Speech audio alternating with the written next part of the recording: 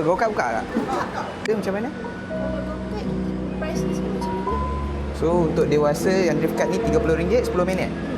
Kalau yang kanak-kanak Kalau kanak-kanak Junior Plus lah ataupun Kids Cat. Kalau Kids Cat ni speed dia kurang sikit lah. Kalau Junior Plus ni speed dia tinggi. kalau yang advance kart ni laju gila lah. Oh ya. Kalau macam untuk yang first time akak recommend yang mana? Drift kart ni lah. Boleh lah saya nak satu yang ni. Dia buka pukul berapa? Tutup pukul berapa? Kalau weekday kita buka pukul 12 sampai pukul 12 malam lah. Kalau lepas lah sebab headlight kita share dengan semua. Boleh. Kita pergi. Okey. Tiket kat level 3 ni kau kena pergi level 4 untuk main go-kart. Let's go. Sebab go-kart dia dekat rooftop. Masuk dia dekat sini gang. Wah, ini go-kart dia. Seorang. Masuk.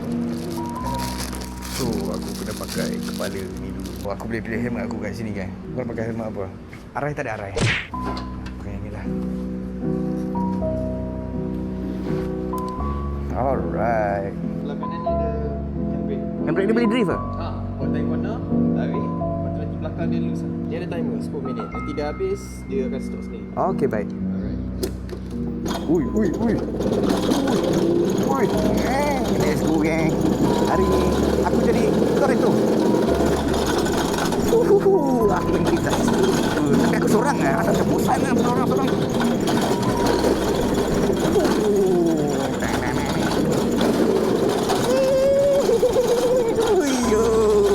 Kalau korang dapat menang race dengan aku bagi hadiah kan. Apa-apa Roger aku nak drift. Lama.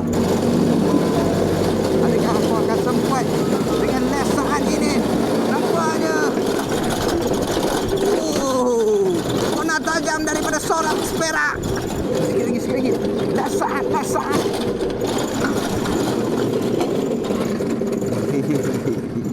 Ngam. Okay, geng. Aku pun dah habis. So, let's go.